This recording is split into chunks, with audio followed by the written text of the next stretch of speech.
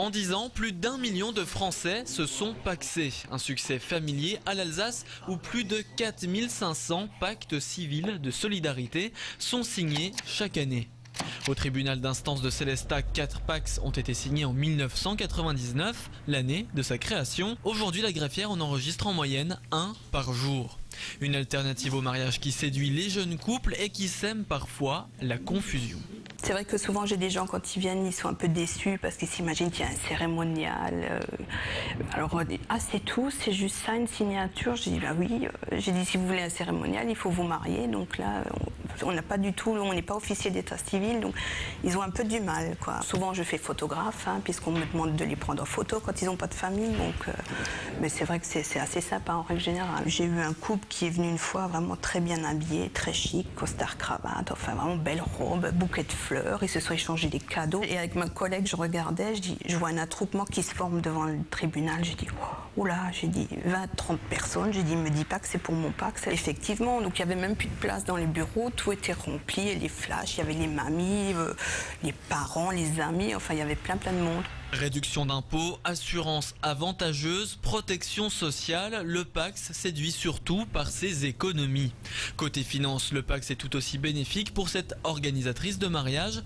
Depuis 3 ans, il représente un quart de son activité.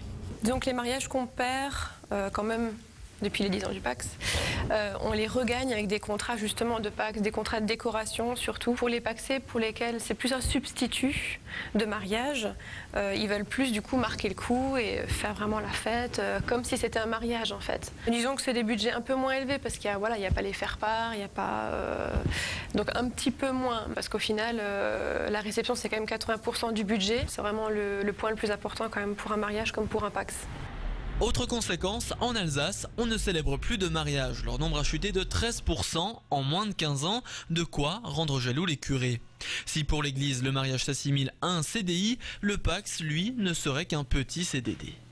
Je trouverais regrettable si la société voulait exclusivement promouvoir un mode de relation dans le couple qui soit sous la figure du jetable, et dans la mesure où, vous le savez très bien, un des partenaires peut du jour au lendemain décréter que l'aventure est finie.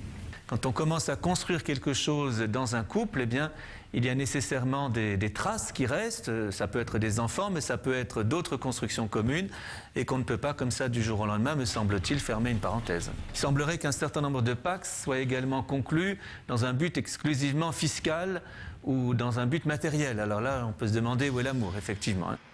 Si le nombre de Pacs augmente, les ruptures le sont aussi. En 2010, un Pacs sur 6 était dissous.